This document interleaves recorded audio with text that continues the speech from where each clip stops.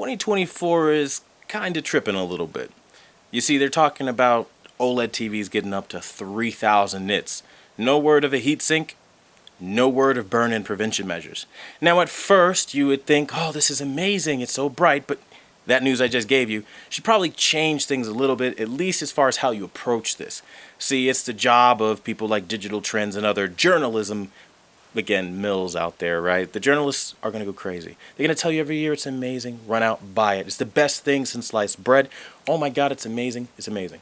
But the thing is, we have very real problems with the OLEDs we have right now, right? We run into image retention and things of that nature, and in the most advanced cases, burn-in. Now, I remember when the Samsung S95B came out, the biggest griping point was that it didn't have a heatsink compared to the Sony A95K. How are we letting them get away with that? I don't know. But everybody seems to forget all the arguments of the past, and we focus on the new technology without ever thinking about the issues beforehand. Now, I'm a YouTuber that likes to focus on issues and make sure they get rectified and corrected. I don't like to sit on old things and then buy something new and then the same problems show up again and again. But that's what happens with modern technology. Now, the big idea behind higher peak brightness is obviously wonderful because you get more impact. You don't need to know all of these jargons and terminologies about specular highlights and APL. You don't need to know any of that. Most people probably won't even care. Does the picture look good? The answer, yeah, it'll be impressive, okay? But that's wonderful at the surface level, because there are other issues like color dilution that we run into, especially if they cheap out on the quantum dot filtering. You know, the part of the R&D or research and development that nobody talks about. Who was sourcing these quantum dots? Are they the best that they can get? Probably not, right? It depends on the model too. Now, I know a lot of people also freaking out because Samsung put a matte finish screen on an OLED, and now, oh my God, it doesn't show reflections, and now everyone's freaking out about it, right? But see, that's not how you do business, right? You don't look at old technology and go, wow, isn't that amazing? Because the truth is, a matte finish screen always defeats reflections. We've talked about this in prior videos, but the biggest issue that we're running into now is as we get closer and closer to the launch point, you're going to hear about how amazing 3,000 nits is and oh, it's so great. But no one yet on YouTube is talking about the #1 issue. How long are these things going to last? And now here's the big thing here, like the biggest thing I think to think about.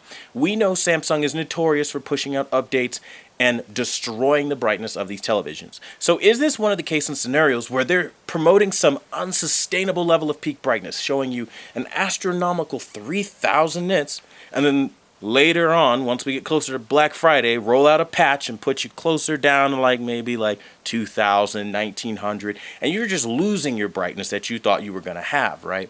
Is this one of those cases and scenarios?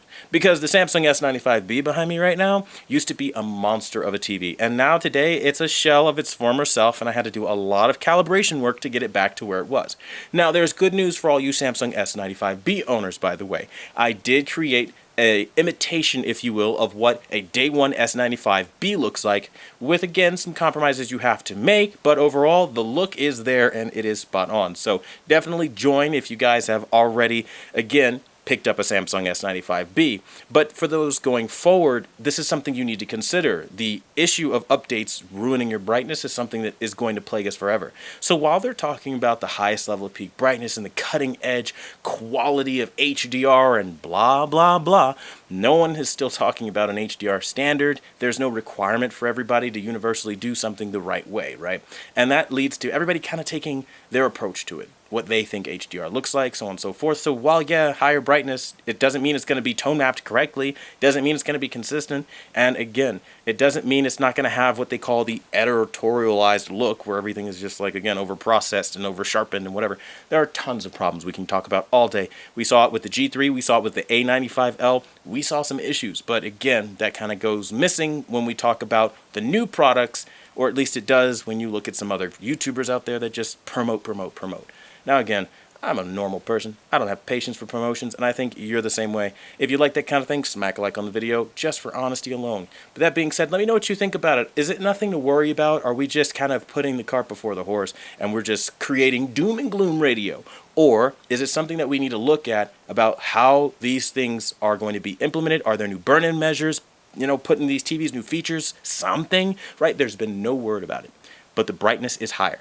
For me, that's kind of scary and something this year I will be investigating heavily to make sure that they do not drop the ball on for the sake of, oh, I don't know, everybody working for their money. Now, if you're rich and money is no issue, hey, do your thing.